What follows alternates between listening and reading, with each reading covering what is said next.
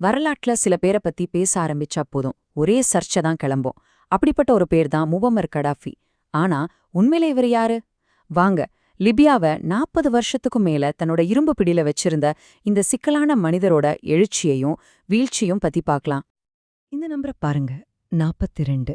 இது சும்மா ஒரு நம்பர் இல்ல, இது ஒரு முழு தலைமுறையோட வாழ்க்கை. இத்தனை வருஷமா ஒரே ஒரு மனுஷன் ஒரு நாட்டோட தலையெழுத்தையே தீர்மானிச்சிருக்காரு. நவீன உலகத்துல ரொம்ப காலம் நீடிச்ச ஆட்சிகள்ல இதுவும் ஒண்ணு. எப்படிங்க ஒருத்தரால இவ்வளவு காலம் அதிகாரத்துல இருக்க முடிஞ்சது? அந்த கேள்விக்கான பதில்தான் இவர், முவம்மர் கடாஃபி. சிலருக்கு இவர் ஒரு ஹீரோ, ஒரு புரட்சியாளர். ஆனா பல பேருக்கு இவர் ஒரு கொடுங்கோலன், ஒரு சர்வாதிகாரி. இந்த ரெண்டு முகத்துக்கு பின்னால இருந்த உண்மையான கடாஃபி யாரு? சரி, வாங்க விஷயத்துக்கு வருவோம். 42 வருஷம் அதிகாரத்துல இருக்கிறதுனா சும்மாவா? இந்த கதை ஒரு அரண்மனையில ஆரம்பிக்கல, ஒரு புரட்சியில ஆரம்பிச்சது. கடாஃபி எப்படி லிபியாவோட தவிர்க்க முடியாத தலைவரா ஆனாருன்னு பாப்போம். எல்லாம் ஆரம்பிச்சது 1969ல. அப்போ ராணுவத்துல ஒரு கேப்டனா இருந்தாரு 27 வயசு இளைஞர் கடாஃபி. அவரும் இன்னும் சில வீரர்களும் சேர்ந்து ரத்தமே சிந்தாம ஒரு புரட்சியை நடத்தினாங்க. அப்போ இருந்த மன்னர் இட்ரீஸோட ஆட்சிய கண் இமைக்கிற நேரத்துல கவிழ்த்துட்டு லிபியாவை ஒரு குடியரசா அறிவிச்சாங்க. இதுதான் லிபியா வரலாத்துல ஒரு புது அத்தியாயத்தோட தொடக்கம். ஆனா கடாஃபி வெறும் ஒரு ராணுவ வீரர் மட்டும் இல்ல, அவர் தன்னை ஒரு தத்துவஞானியாவும் பாத்துக்கிட்டாரு. ஒரு புது உலகத்தையே உருவாக்க போறேன்னு சொன்னாரு.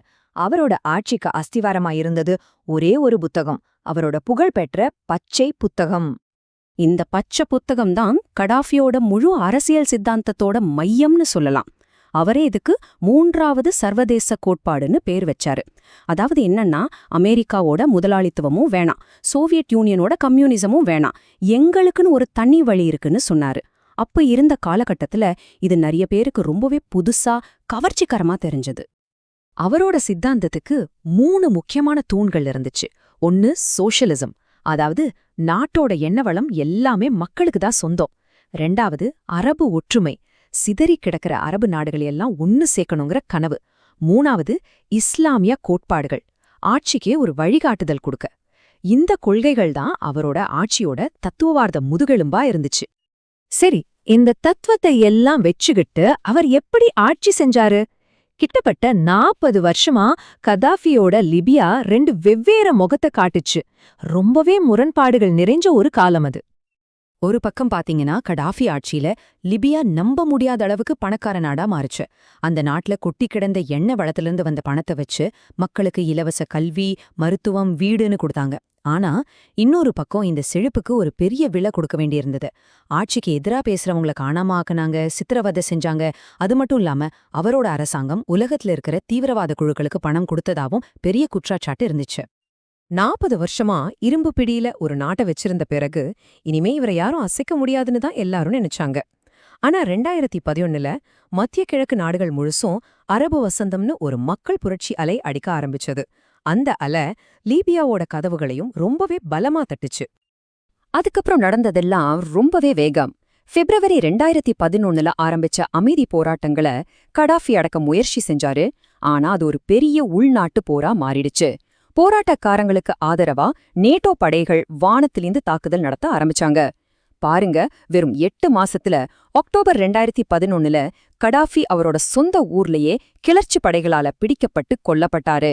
அவரோட 42 வருஷ ஆட்சி ஒரு அதிர்ச்சியான முடிவுக்கு வந்துச்சு. ஒரு சர்வாதிகாரி போயிட்டா எல்லாம் நல்லபடியா முடிஞ்சிடும் தானே நாம நினைப்போம். ஆனா லிபியாவை பொறுத்த வரைக்கும் அது ஒரு புது, இன்னும் குழப்பமான ஒரு அத்தியாயத்தோட தொடக்கமா தான் இருந்துச்சு. கடாஃபி போனதுக்கு அப்புறம் அந்த இடத்த பிடிக்கிறதுக்கு நிறைய ஆயுத குழுக்கள் சண்டை போட ஆரம்பிச்சாங்க. நாடு 2ஆ உடைஞ்சு போச்சு. 10 வருஷத்துக்கு மேல ஆகியும் அந்த வீழ்ச்சியால ஏற்பட்ட குழப்பத்திலிருந்தும் வன்முறையிலிருந்தும் லிபியா இன்னமும் மீண்டு வர போராடிட்டு தான் இருக்கு. கடைசியா பாத்தீங்கன்னா, கடாஃபியோட மொத்த கதையும் இந்த ஒரு வரியில அடங்கிடும்.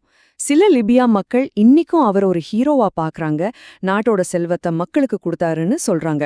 ஆனா மத்தவங்களுக்கு அவர் ஒரு இரக்கமற்ற சர்வாதிகாரி.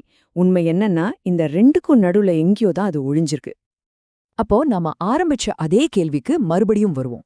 முவம்மர் கதாஃபி ஒரு புரட்சியாளரா இல்ல ஒரு கொடுங்கோலனா? ஒருவேளை அவர் ரெண்டுமேவா இருந்திருக்கலாம்.